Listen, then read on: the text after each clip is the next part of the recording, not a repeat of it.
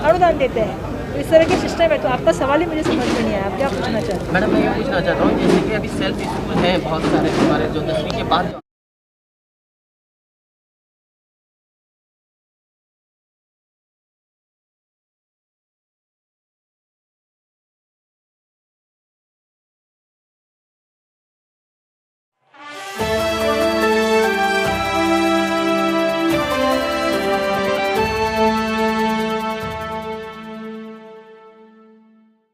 नमस्कार, सत श्री अकाल दोस्तों, जीबी न्यूज़ में आपका स्वागत है। मैं हूं सलमान शेख। दोस्तों आज वर्षा गायकवाड़ हमारे साथ में है। हम उनसे दो चार सवाल पूछेंगे लोकल के बारे में कि क्या है, कैसे एजुकेशन मिनिस्टर जो बने हैं तो उसके बारे में सवाल पूछेंगे। आइए। हमारे यहाँ पे 3 स्कूल होते हैं।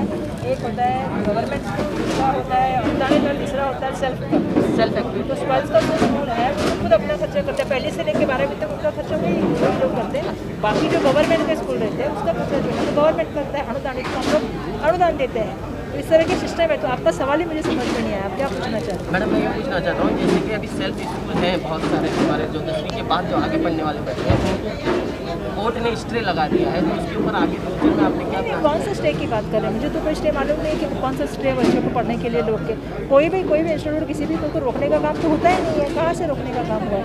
9th और 12th के स्कूल तो बहुत जगह चालू हो गए हैं। सिर्फ मुंबई, पुणे, नासिक जैसे सिटी शहरों में ये चालू नहीं हुए। ग्रामीण भाग में तो 9th से लेकर 12th तक स्कूल शुरू हो गए।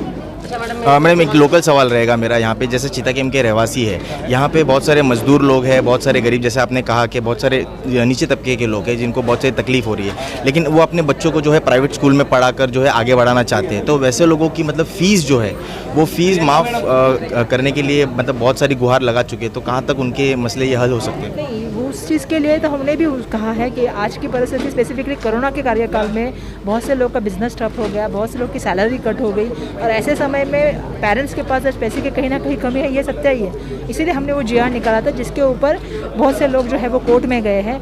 अभी हाई कोर्ट में वो केस चालू है। ऑलरेडी मुझे लगता है 20 से ऊपर बार उसका हियरिंग हो गया है। आने वाले दिनों में मुझे लगता है एक ही स्कूल बचा है जो स्कूल गए हैं अगेंस्ट सरकार के जीआर के।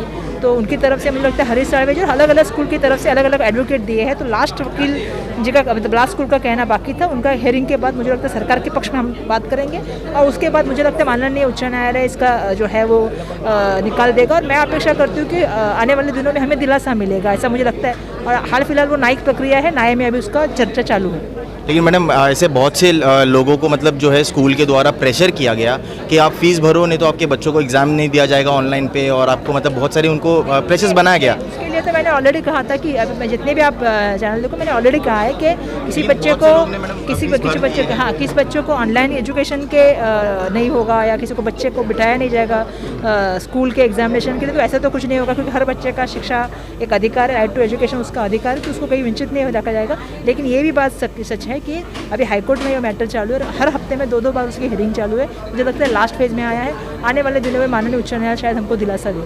मैम एक लास्ट सवाल वर्षा, ये थे हमारे वर्षा मैम। जैसे आप देख सकते हो कैमरामैन तैयब के साथ में सलमान शेख, जीबी न्यूज़, सच्चाई की आवाज़।